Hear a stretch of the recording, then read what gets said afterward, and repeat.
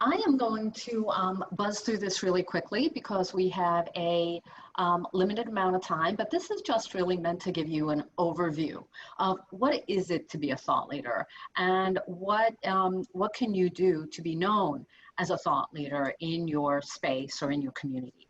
So basically, I'm the Vice President of Thought Leadership at Synchrony, and I'll give you an overview of what thought leadership is and how it would benefit you, and then how to get known as a thought leader. So those of you in the marketing workshop series, this will be a little repetitive, but this will be overall kind of like a summary view. And then at the marketing workshop series class, we're going to delve into this a little bit more deeply. So first, what is a thought leader? So a thought leader is known as a person, an individual who's recognized as an authority in a field and whose expertise is sought and often rewarded. So for instance, you can't just be a thought leader, in your own head. You can, but, it probably would really benefit you to get out there with your thought leadership. So the thought leader is sought after, and then there's a reward to being a thought leader. So that could be an additional, and we'll go through this line by line. So why be a thought leader? Now, thought leaders are commonly asked to speak at public events, conferences, to share their insight with relevant audiences. So why do this? So basically, thought leaders are sought after. People listen to them, they value their opinions, and as a result, their content and their postings get shared and distributed easily. They get media attention. So you might have a thought leader who is asked to quote and gets requested for interviews by media, which of course is a great way to get your name out there. And then as a result of all of that, you may see that you pay less for marketing your business. So let's say you are a thought leader in the consulting industry, or a thought leader in education, or a thought leader in a particular coaching vertical. New clients could come easily because you are really seen as the subject matter expert in a particular area. So my company is consumer financing. So we do consumer financing for retailers. So we want to be known as a thought leader in the retail space and in the payment space. And the more we're known as experts in that space, the easier it is for us to market ourselves to new clients that we go to. The easier it is for us to retain clients as time goes on. So 5 steps to establish yourself as a thought leader. So 1, research the industry and keep abreast of new trends. So for instance, you have to say, where do I want to be a thought leader in? So Felicia may want to be a thought leader in the co-working space, right? I want to be the thought leader of women's-based co-working. And so she would have to do more research on co-working spaces in general. So what is interesting to your customers, and more, it's about the clients and not about you. So for instance, if you want to be a thought leader in, like, let's say in case of our business, we want to be established as a thought leader in the retail space because our clients are retailers. So they hire us to manage their credit card programs and give loans to their consumers. So we want to be known as really deeply understanding retail, not so much understanding the private label credit card space. We will, of course, and that's what we do, but for thought leadership, we want people to, our clients and our customers, to really think we understand them and their space. Add data points that will attract the customer. So for instance, let's say I have a cybersecurity company.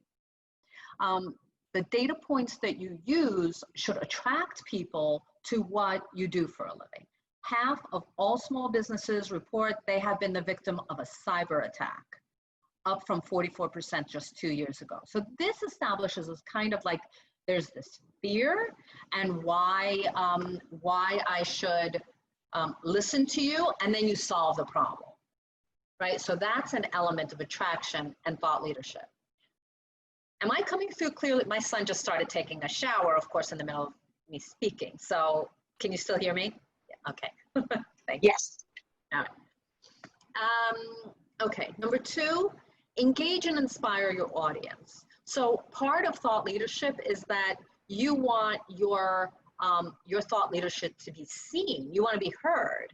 And some of that is through the content that you publish your thought leadership on. So people consume content differently now.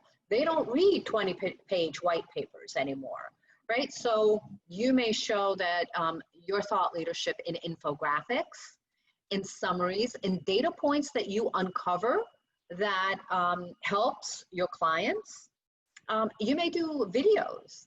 You may have classes that you give and do videos of your classes. And then I know, I think a little while ago, blogs were really a big deal, and now it's podcasts. Everybody's doing a podcast. So that might be a good way to show your thought leadership. Either create a podcast and launch a podcast, or you can be a guest on somebody else's podcast. But it just shows that you are a thought leader and you're getting your message out there. And be where your customer is. So whether it's social media, whichever social media channel, Instagram is more visual. So if you have a visual product, that would probably be the best. I know Pinterest, some people love Pinterest, and, for house renovations, Pinterest often works. Facebook is really great for groups. So let's say you have a community-based business, maybe you join a Facebook group that promotes your thought leadership there. So just different ideas. Be where your customer is more likely to be. Conferences is tough in this day and age, more it's video conferences. So as much as possible, get yourself out there. If you're comfortable teaching, teach. If you're not comfortable teaching and presenting, don't force yourself, or take a class in doing that. But really, there has to be an element of what you're comfortable, your comfort level as well. And then trade publications. I know that my business is often in the National Retail Federation.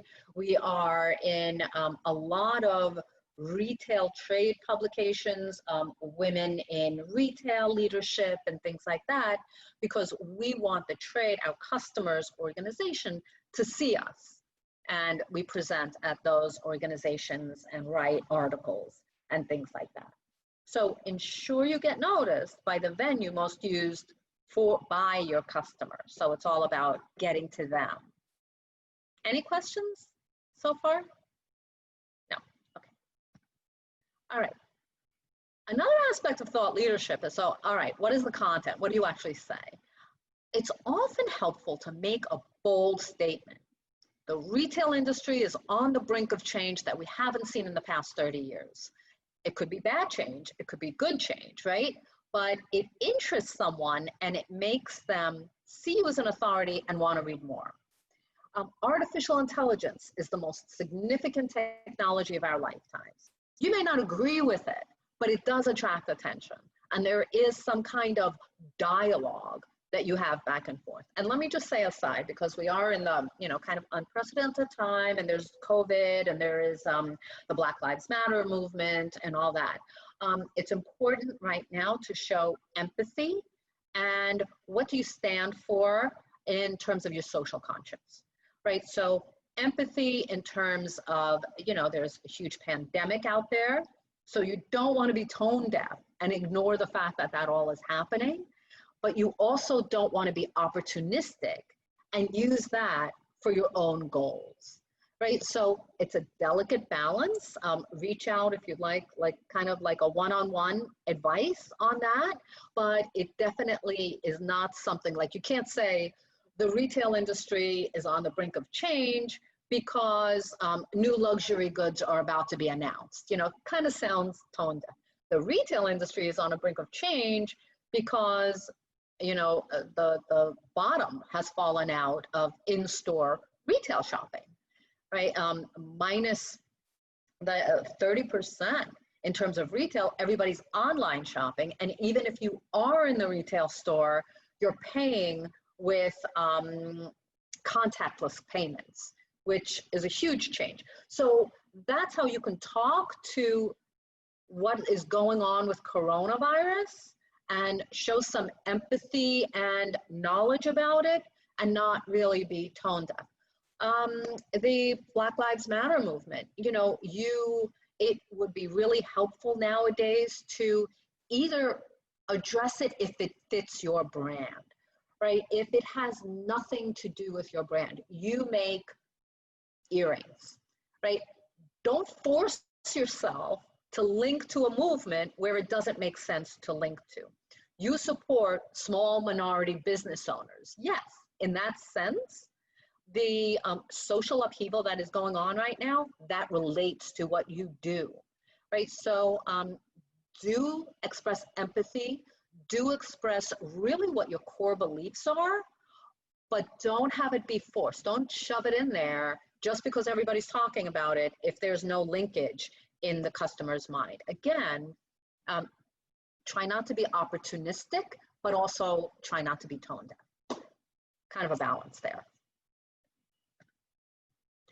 Differentiate yourself. So you want to add to the conversation.